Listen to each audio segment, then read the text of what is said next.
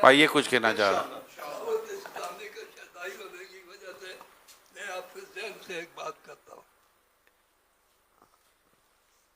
سب لوگوں کو میری طرف سے السلام علیکم. سب بھائیوں کو میری طرف سے السلام علیکم. وعلیکم السلام. مسجد میں جب اذان ہوتی ہے تو ہم مسجد کی طرف چلتے ہیں. ٹھیک ہے جی. وہاں جا کر وضو وغیرہ کر کے 2 رکعت نفل پڑھتے ہیں.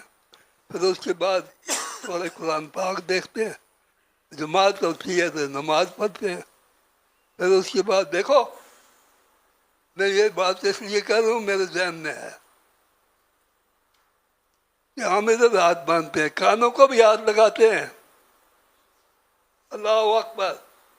یہ کان اس لیے نہیں, یہاں ساتھ میں یہ ہے کہ ہم غلط کام کرنے کے لیے کان کو ہاتھ لگاتے ہیں, پھر اس کے آگے ہاتھ باندھتے ہیں.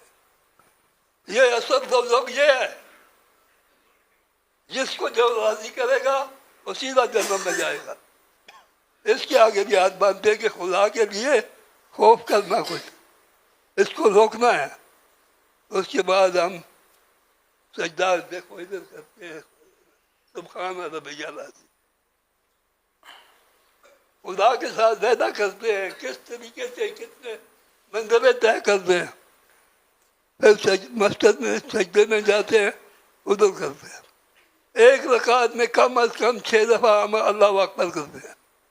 اللہ اکبر جو کچھ بولتا ہے وہ ہم کو پھر کرنا چاہیے نا. ہم نے جتنے وعدے کیے جس طریقے سے کیے, اگر ایک آدمی کے ساتھ آدمی پیدا کرتا ہے اس کے ساتھ وعدہ پورا نہیں کرتا ہے تو وہ ساری عمر بابا بڑا حرامی ہے, اس نے میرے ساتھ دھوکہ کیا. تو ہم 24 گھنٹے میں 5 دفعہ اسمبلی کا جلاس ہوتا ہے مسجد میں. یہ جو مصیبت نہیں حضرت صاحب فرما یہ ہوتا ہے نہ ان کے بولوا نہ دے بھائی. ٹھیک ہے بابا جی, بابا جی آپ بیٹھے وہ آپ بیٹھے.